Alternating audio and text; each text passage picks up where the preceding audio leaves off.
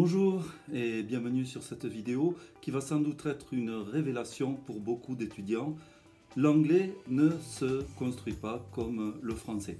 Je ne peux pas prendre des mots en français, les mettre en anglais en se disant je crois que ça se dit, ça va passer comme ça. Eh bien non, il vous faut faire un petit travail de recherche, éventuellement de traduction, éventuellement demander à quelqu'un comment ça se dit. Enfin, il faut faire quelque chose, mais on ne peut pas en rester là.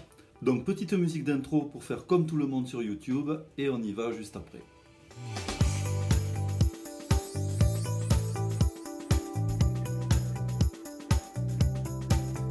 Alors je vais prendre un exemple très simple. Un étudiant a voulu me parler du théorème de Pythagore. Donc déjà ça se cherche, on ne dit pas The Theorem of Pythagore. Et donc cet étudiant m'a parlé de rectangle, triangle. Les mots étaient bien prononcés. Mais nous allons nous demander si ça se dit vraiment comme ça. Personnellement, j'ai un doute et je ne vais pas me lancer avant d'avoir fait une petite recherche pour m'assurer que c'est bien ça. Donc je vais ouvrir Word Référence et taper triangle rectangle. Alors je peux observer immédiatement que Word Référence me propose bien triangle rectangle et même triangle rectangle en A. Alors voilà, ça va bien m'aider à construire mon propos. Donc nous observons deux traductions possibles. En anglais britannique, right angled triangle et en anglais américain, right triangle. Donc en aucun cas, rectangle triangle. Alors je pense qu'on vous comprendrez, mais ça ne se dit pas comme ça. C'est tout simplement faux. Donc déjà, grande découverte, je ne peux pas traduire mot à mot l'expression triangle rectangle. Alors tant qu'on y est, on va chercher l'hypoténuse. Est-ce que ça se dit pareil? Comment ça se prononce? Donc je vous laisse faire pause sur la vidéo, faire votre recherche sur Word Référence et on en parle dans 10 à 15 secondes. C'est vous qui voyez, vous relancez la lecture de la vidéo.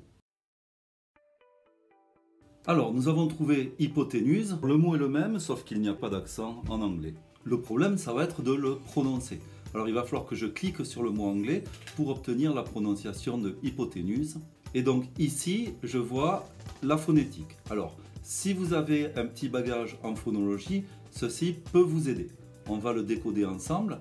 J'ai d'abord le son high, ensuite j'ai l'accent qui sera donc sur la deuxième syllabe, hypo. Ensuite j'ai un T avec un E à l'envers, c'est le cheval, le E muet, hypotenuse.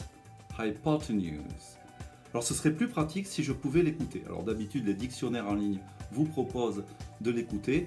Ici sur cette page de Word Référence, ce n'est pas le cas, donc nous allons aller chercher ailleurs. Mon deuxième essai va se faire sur le site forvo.com.